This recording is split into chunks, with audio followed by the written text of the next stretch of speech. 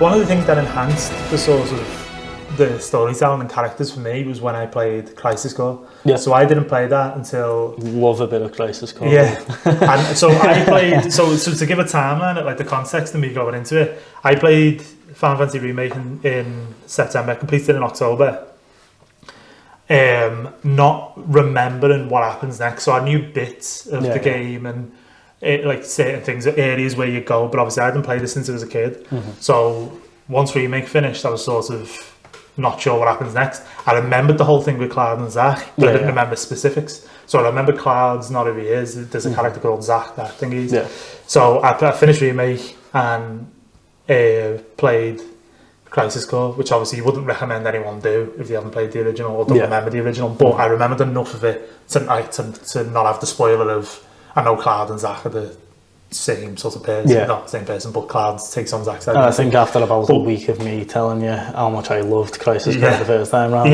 So I didn't want to wait for Rebirth to play it, but I also didn't want to go back to the original to sort of play the next bit once it's a race for Rebirth. So I thought I played the Crisis Core reunion, and going into that I was like, so how are Zach and Cloud one? So that's what I didn't know is how that happens, and I thought it was some weird like fantastical thing that Zach gives Cloud his essence.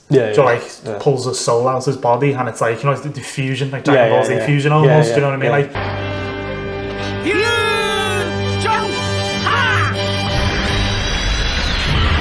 Piccolo, fusion with fucking Kami or something. And it's like, you know, he's still Piccolo, but his Kami's in him, and he just like absorbs Zach's life. I thought it'd be something like that, and what actually like enhanced it and what sort of cemented Cloud as one of the best characters ever written for me was that's not what happened. It's trauma. It's mostly trauma. It's obviously the Mako poison, and it's incredibly human as well. Like it's more of like a passing of a torch.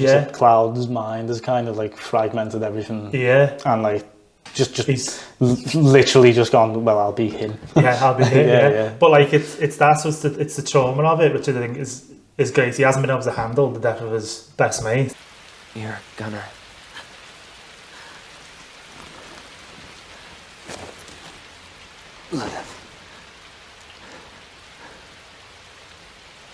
So it's just blocked out of his memory, which again is why the end of the Rebirth is so amazing as well. It's because you're seeing it from Cloud's perspective. All that's happened at the end of Rebirth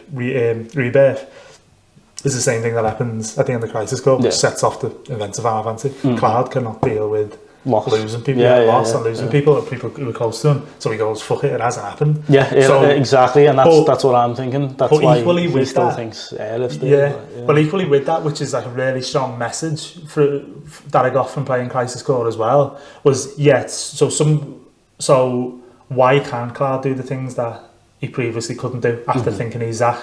It's alright, so he has been tested on for a few years of the Mako, he's woken up from that.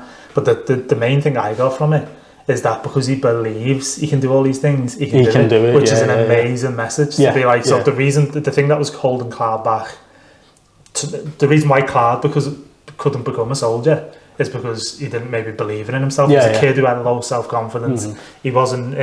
He was picked on.